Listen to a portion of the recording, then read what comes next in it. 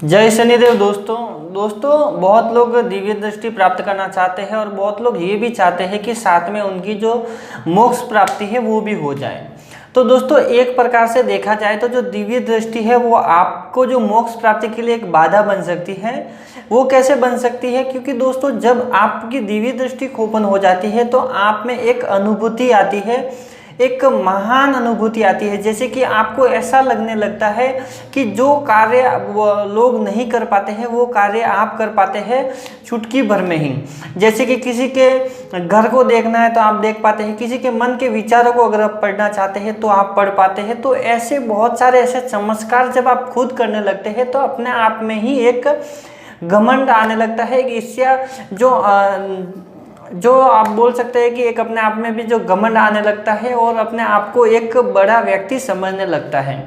जब व्यक्ति बड़ा समझने लगता है अपने आप को तभी ही वो छोटा बन जाता है, और जब छोटा व्यक्ति बन जाता है अपने विचारों से तो फिर भगवान उनसे मुंह मोड़ लेते हैं और भगवान दूर जाने की कोशिश करते हैं। तो दिव्य दृष्टि खुलने के बाद आपके पास बहुत सारी ऐसी सिद्धियां आ जाती है। अगर आप कार्य अच्छा करते हैं, जैसे कि आपकी थर्ड आई ओपन हो गई और थर्ड आई ओपन होने के बाद आपके पास बहुत सारे ऐसे देवी देवताओं की सिद्धियां हैं।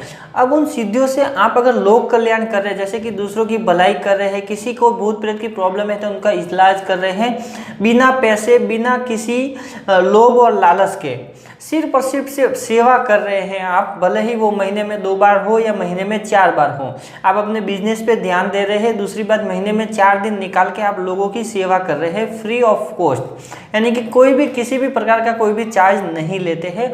पूरी अपनी ज़िंदगी को ईमानदारी से जीते हैं और जो भी सिद्धियाँ आपके पास है उन सिद्धियों से आप व्यवस्थित काम करवाते हैं, जैसे कि अच्छे काम करवाते हैं, कोई बुरे काम नहीं करवाते हैं। तो ठीक है, वहाँ तक तो ठीक है। तो वहाँ तक अगर आप ऐसे कार्य करते हैं तो आपकी मोक्ष प्राप्ति हो जाती है। अन्यथा बहुत लोगों को अपने आप में ही एक घमंड आ जाता है और उस घमंड की वजह से उनका विनाश हो जाता है, और वो जब विनाश होता है तो उनकी मोक्ष प्राप्ति नहीं होती है, बल्कि एक जब साधारण व्यक्ति जब ऐसा करता है तो उनको कुछ समय बाद मोक्ष प्राप्ति हो जाती है। लेकिन अगर आपने सारी क्रिया, सारे अनुभव लेने के बाद, सारे नॉलेज और सारी शक्तियाँ हासिल करने के बाद भी, देवी देवताओं की जो शक्तियाँ हैं उनको हासिल करने के बाद भी आपने कोई अच्छा कार्य नहीं किया, जो कि आपने जो कर्म करने थे वो कर्म अच्छे नहीं किए, और जब अच्छे कर्म नहीं करते हैं तो आपकी मोक्ष प्राप्ति नहीं होती है। दोस्तों ऐसा जरूरी नहीं है कि आपकी दिव्य दृष्टि खुल जाए और अब एक अच्छे इंसान ही बनो। दिव्य दृष्टि खुलने के बाद अगर आप रेगुलर मानसिक जाप कर रहे हैं, दिव्य दृष्टि ओपन होने के बाद अगर आप रेगुलर मानसिक जाप कर रहे हैं 2 घंटा 3 घंटा, तो आपके मन में किसी भी प्रकार की कोई भी मलिन विचार नहीं आएंगे, आपके अंदर मलिनता नहीं आएगी, और जब तक मलिनता नहीं आएगी तब तक आप अच्छे से कार्य करते रहेंगे। अगर आपकी दिव्य दृष्टि ओपन हो गई, आपके पास सिद्धियाँ आ गई, बहुत सारी सिद्धियाँ आ गई, और अगर आपने जाप करना बंद कर दिया तो आपके विचार मलिन हो जाएंगे, आप में मलिनता आ जाएगी, और मलिनता के कारण आपके अंदर लोभ, लालच, मोह, माया, ये सारी चीज़ें दोबारा से भरने लगेगी। जब ये चीज़ें जब भरने लगेगी तो आपको बहुत सारे ऐसे, जैसे कि कभी मान लीजिए कि कभी किसी दुश्मन से आपका लड़ाई झगड़ा हो गया तो आप उन शक्तियों से उनका बुरा करने को इच्छा होगी कि इसका ये कर दूँ, उसका वो कर दूँ। जब ऐसा कार्य आपके मन में, ऐसे ख्याल आपके मन में आने लगेंगे तो आपका पतन जो है वो निश्चित है।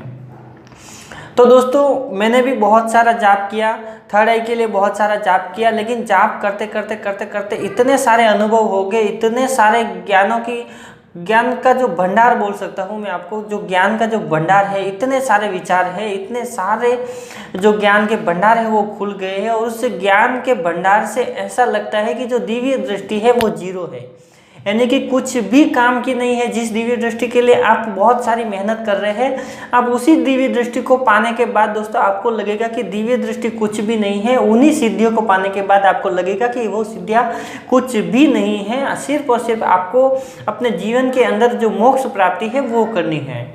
तो दोस्तों दिव्य दृष्टि आपकी मोक्ष प्राप्ति के लिए एक दीवार बन सकती है। जैसे कि संसारिक रूप में देखा आपने कि बहुत सारे लोगों के पास बहुत सारा ज़्यादा पैसा ले रहा है, कोई गरीब रहता है, कोई अमीर रहता है, कोई करोड़पति रहता है। तो करोड़पति लोग जो रहते हैं वो हमेशा ही एक एटीट्यूड के साथ जीते हैं, जैसे कि अच्छी चीज़ें पहनना, अच्छा खाना खाना, ऐसे ही जीते। तो उनके में अंदर एक अलग प्रकार से घमंड आता है, तो गरीब लोगों को नहीं पूछता है। उसी प्रकार से आपके पास अगर ऐसी दिव्य शक्ति आ जाएगी, इतनी दिव्य शक्तियाँ कि आप संभाल नहीं पाएंगे, जब उतनी दिव्य शक्ति आपके पास आ जाएगी तो आपके पास जो घमंड है वो आना स्वाभाविक है, आपका व्यवहार बदलना स्वाभाविक है, और आपके अंदर का जो शैतान है उसको जागना भी व्यवहारिक है। तो ऐसा होता है। 100 में से समझ लो कि 100 में से कम 30 लोग ऐसे होंगे जो कि मोक्ष दिव्य दृष्टि के साथ मोक्ष प्राप्त करेंगे, और जो 70 लोग हैं वो नहीं करेंगे, इसी सांसारिक जीवन के अंदर डूबे रह जाएंगे। इसके लिए मानसिक जाप करते समय बहुत सारे ऐसे देवी देवताओं के जो दर्शन होते हैं, आप उन दर्शन को उनके दर्शन करने के बाद उनको ही देखते नहीं रहना है। अगर आप उनको ही देखते रहेंगे तो वो आपको मोहित करेंगे और वहाँ से आप निकल नहीं पाएंगे।